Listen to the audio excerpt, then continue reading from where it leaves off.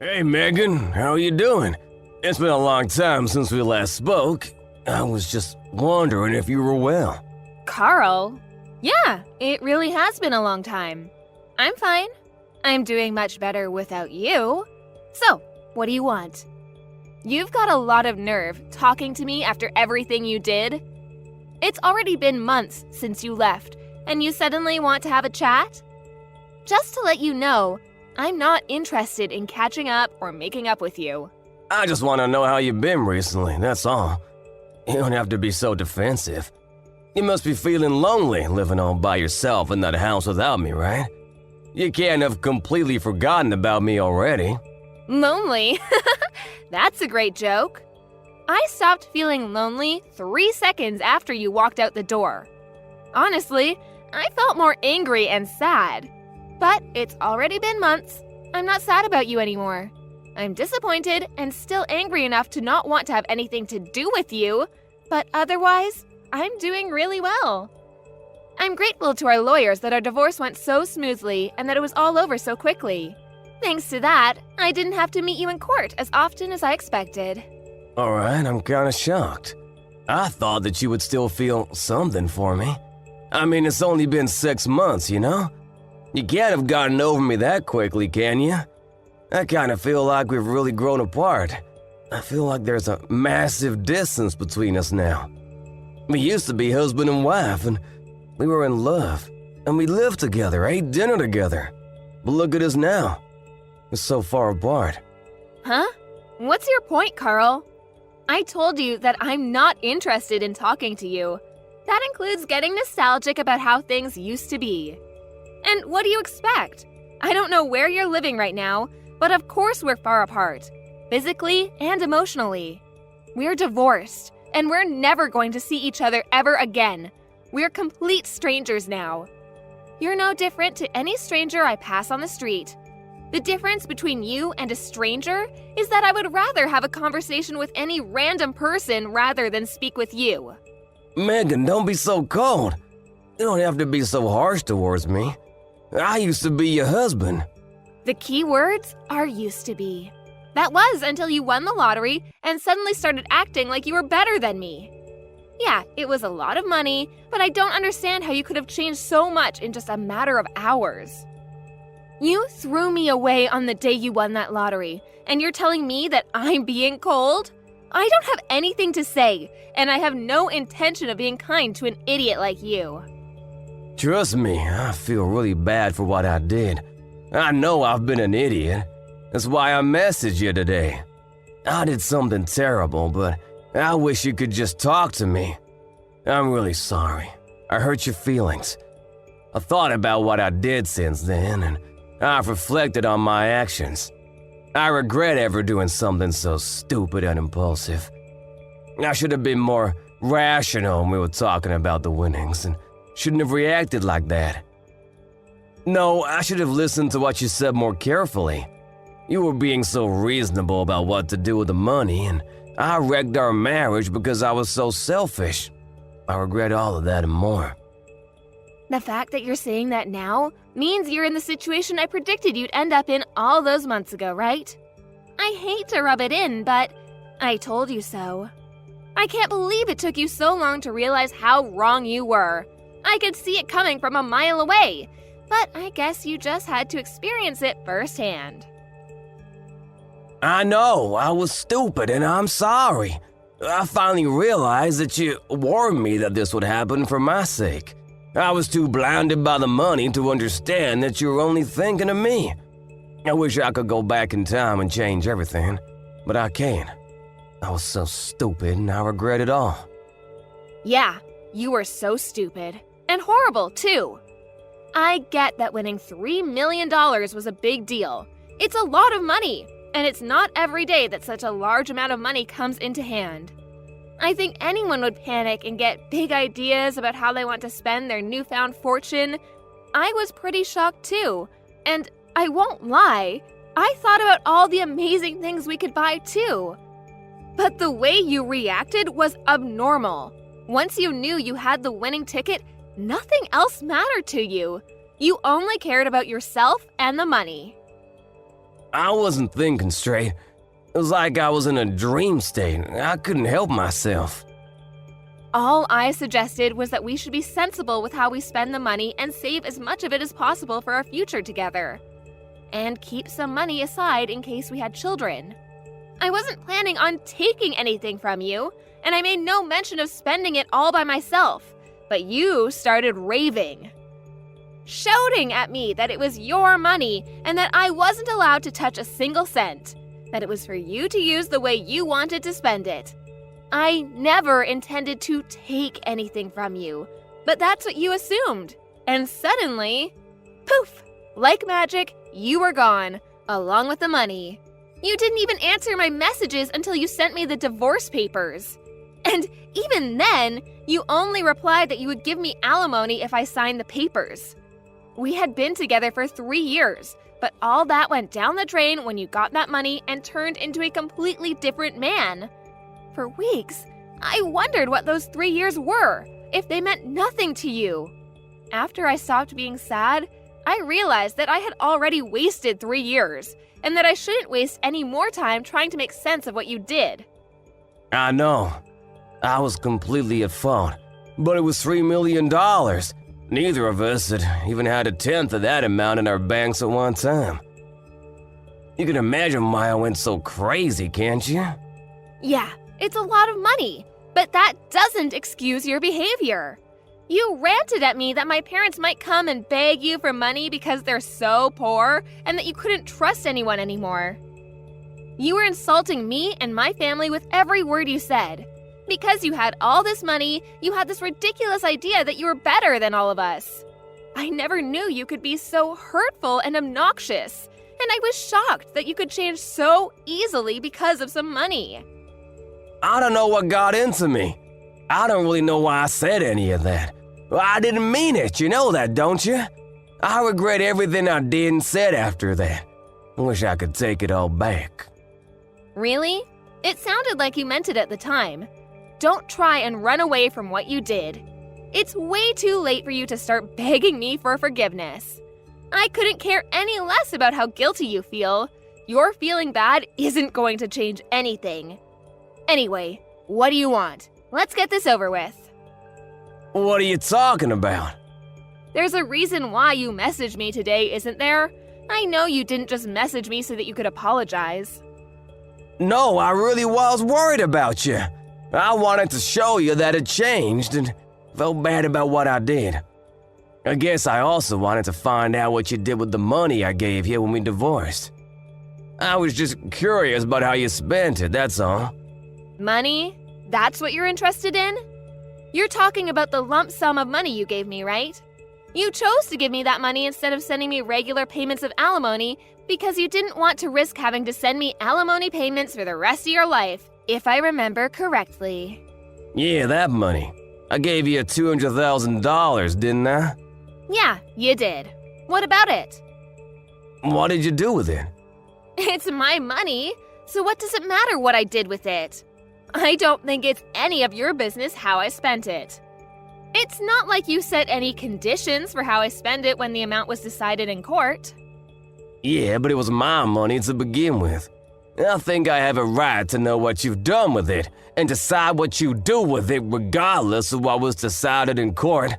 And if you have any left, I was wondering if you could return it.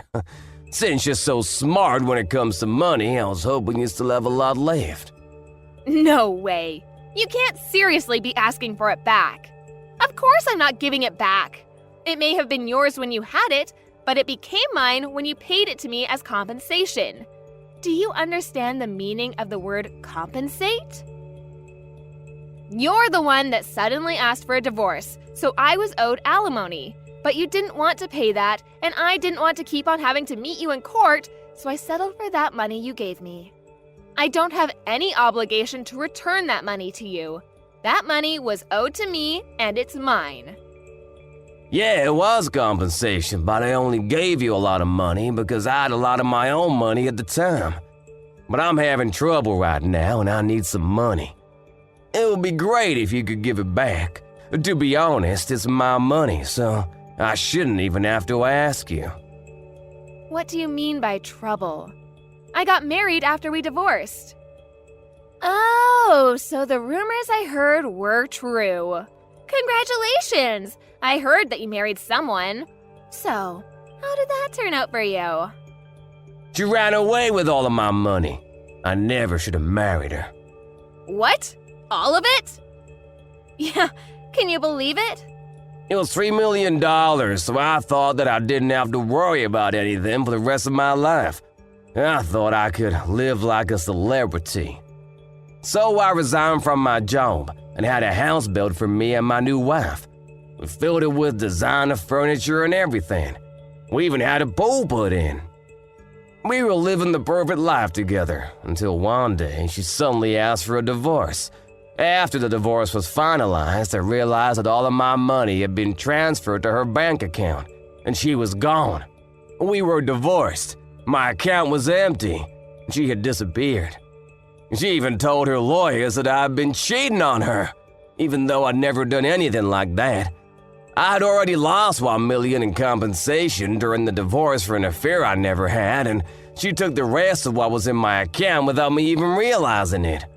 I don't know where she is, but the last I heard, she was living in a penthouse apartment abroad. You said you'd never cheated on her, but she managed to win the court case? That must have meant that she had enough evidence to argue for compensation. You can try and act the victim all you like, but in the end, it was your own fault. Your own irresponsible actions brought all this upon you. Yeah, fine. She got pictures of me with another woman. But how is it fair that she gets $1 million in the divorce? It's my money! So you did cheat on her after all. You're a pathetic excuse for a husband. Yeah, alright. Say all you like. Anyway, that's not my point. I've explained why I need the money. Can you give me back the money I gave you? I need it right now. My ex-wife got the house in the divorce too, so I don't have anywhere to live. She's not even using it, she's abroad. But the woman put it out for sale. I was kicked out of my own house so that she could sell it and take more money from me. Megan, you're still living at the same place we lived in when we were married, right? Can we live together again? Excuse me? Are you asking if you can move in with me? Let's just forget about everything that happened in the past and live together. I want us to start over. I'll be a better husband this time. Even if we don't have the $3 million, I know that we can be happy together. I still love you. We can work through this together. I swear I'll make you happy this time. No way. You must be out of your mind. It's disgusting how you think you can slither your way back into my life again. We're over, and we are never getting back together. Ever. The divorce was finalized, and I'm free of you. I don't have anything else to say to you. Plus, I've already moved out of that house and sold it. I'm living somewhere else. Well, you moved out. Where are you living now? Are you still close by? I'm not giving you the details of where, but I'll tell you a bit about it. Thanks to the compensation I got from you, I was able to buy some pretty reasonable shares. I had to be patient, but it went really well. I managed to earn a profit from it. You bought shares? I never knew that you knew how to do that kind of stuff. Why didn't you tell me when I had the $3 million? We could have made an even bigger fortune. Don't be stupid, Carl. It was beginner's luck. And of course, I didn't put the entire $200,000 you gave me into buying shares. I invested a reasonable amount and got lucky. Once I made a decent profit, I backed out and put all the money I made into a savings account. Right now, I'm working full-time and using the money I've saved up to live a little more luxuriously.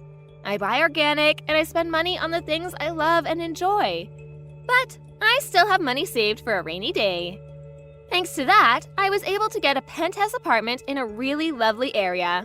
It's not filled with designer furniture, so it might not be as fancy as the place you had, but it's home. I realized early on that it was dangerous to impulse buy when you have so much money at your fingertips, so I try and only buy what I need or really want. I'm doing really well at work too, so everything's going perfectly. Smooth sailing. I was being serious when I said I was doing better without you. Honestly, I'm grateful that you won that lottery, and I'm glad you told me you wanted a divorce when you did. If you hadn't, I would have been stuck with you. You living in a penthouse apartment too? You're kidding. I never imagined that you would end up being so successful. It's only been 6 months since we divorced. But that's my money you're standing on. You and my other exes, you're both living in luxury thanks to me. It's money we were owed. I don't know what to say about that money she took from your account, except maybe that it was just karma coming around to bite you in the ass. By the way, how much money do you have saved right now? About $200? You can't be serious. You're turning 36 this year, aren't you? You don't have a place to live, you're unemployed, and you only have $200 saved? I would sympathize, but I know that it's all your own fault. What are you planning to do from now on? I was just kicked out of my own house last week. I haven't been able to find a job yet. I thought that I could sell the house, but my other ex got it in the divorce, so I don't have anything worth selling. I already failed one job interview, and I didn't know what else to do, so I decided to message you, hoping that you could help me. What about your parents? Why don't you ask them to let you stay with them while you find a place of your own? And a job. Some idiots in my parents' neighborhood found out that I won $3 million and started harassing my parents. Most of it was really childish, you know, throwing toilet paper around, but they were getting death threats in the mail and stuff too. Some magazines were asking for interviews non-stop. My parents ended up moving away and they cut ties with me. I need your help, Megan. I don't have anyone else. You're the idiot, Carl. That's the main reason why I warned you about bragging about your win to everyone. Just because you won $3 million doesn't make you better than everyone else. I told you that you shouldn't get carried away, didn't I? But you didn't listen, and you lost a lot of friends and made a lot of enemies in the process. I know, I regret a lot of what I did. I regret not listening to you the most, because none of this would have happened if I just did as you said. That's why I want to get back together again. I need you to keep me in check. Sorry, Carl, but I'm not interested in being your babysitter. We're never getting back together. There's not even a 1% chance of it happening. Why not? I'm not asking you to be my babysitter. I want us to be husband and wife again. We didn't get divorced because we stopped loving each other. You still love me, don't you? We can get back together again. You must be joking. You're the only one that thinks we still have a chance. I don't know whether you do actually still have any feelings for me, or if you're just saying all this because you want money. But either way, it doesn't change how I feel about you. The second you said you wanted a divorce, I hated you from the bottom of my heart. You chose your money over me. You made that really clear during the divorce. Now, I'm indifferent. I couldn't care less about what happens to you. Don't say that. That hurts more than being told you hate me. Please, I'm begging you for help. Could you at least have some pity for me? I need your help. We used to be married, remember? We spent 3 years living in the same house. We can forget about everything and start new together. No thanks. You're the one that asked for a divorce despite the 3 years we spent together. So don't bring it up as a reason to get back together. Then could you at least lend me some money? That's all I asked for. You said you've got money saved up. You can spare some, can't you? You made that money because of the money I gave you. You owe me. Come on. I don't even have a place to live. I'm begging you, Megan. Help me out. I don't have anyone else to turn to. I don't have any obligation to help you. You won $3 million and you told me that you didn't trust me with your money, saying that I might waste it all on shopping sprees. Only God knows where you got the idea that I would do that. You said you wanted to spend it how you liked and demanded I sign the divorce papers. And you left, taking all your money with you. Well, I'm telling you now that I'm free to spend the money I have however I like. including the money I got as compensation. I don't have a single cent to give you. Then what am I supposed to do? The reason why you have so much money right now is because of the money I gave you. Don't you feel any gratitude towards me? You could at least give something back as thanks. It's not fair that you're living in a penthouse apartment and have money saved and still have a job. I don't have anything. How can I accept that? Why should I care whether you accept it or not? You were living in a house filled with designer items and lived the celebrity life for a few months, didn't you? I hear that your new wife was quite beautiful, too. You didn't have to work and spent your days relaxing, sleeping, and eating, I guess. Do you remember what you told me when you left me? You said that you were rich and that you deserved better than a boring old woman like me, even though we're the same age. Even though you would be just as boring without that money. You said that you were going to find someone younger and prettier, someone that would suit your newfound fortune. Did you think I would forget that you said that? I don't remember saying anything like that at all. But I'm sorry, I really am. I wasn't myself then. I didn't think that at all. I've never thought anything like that. You didn't think I was being serious, did you? Ever since we got divorced, I've been thinking about you. I just want to get back together. I realized after spending a few months living with my other wife that the only one for me was you. I need you, Megan. Really? You need me? Thanks. I'm so flattered. Is that all you have to say? I'm begging you here. Just listen to what I have to say, please. Can't you be a little interested just for a minute? I just need $1,000, that's all. I won't ask for any more than that. I'll pay you back. Megan, are you listening to me? If I have $1,000, I can buy lottery tickets again. I'll win a fortune, and I'll be able to give you all the money you want. You've got to be kidding.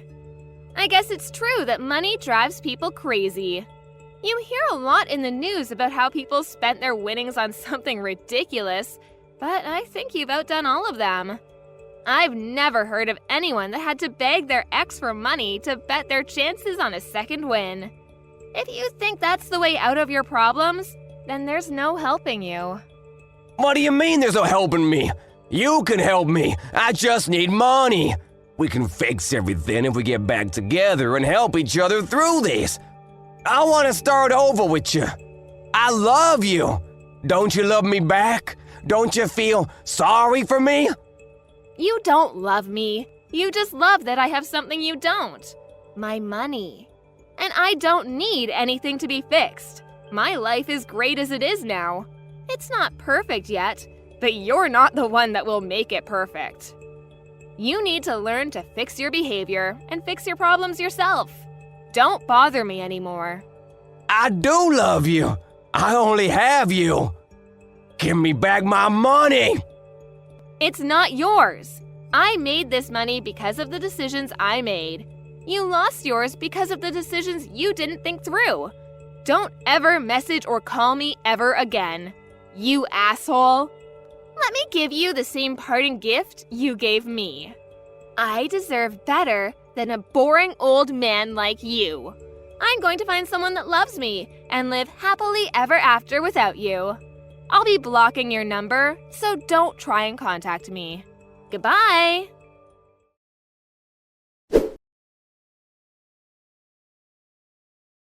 After that, Megan blocked Carl's number and blocked him on all of the social networking they were connected on. Megan was able to forget about Carl pretty easily and was enjoying her peaceful life without him. She was living her ideal life, focusing on her career and coming home to the apartment she had taken care to furnish with things she loved. Carl, however, had used up what remained of his savings and still couldn't pass an interview because of his obvious lack of work ethic. He didn't change his attitude and blamed the interviewers for not passing him.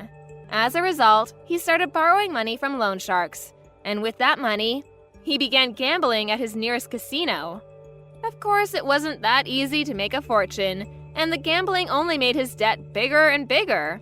He was digging his own grave, but he still didn't change his attitude. After realizing how big his debt had gotten, he became desperate. But instead of trying for another job interview, he tried to steal money from a convenience store and was caught by the police. Megan found out about Carl's arrest on the morning news, but was too indifferent to care. She only remarked that money really does drive people crazy, and went on about her day as she usually would. Carl was just another stranger to her now.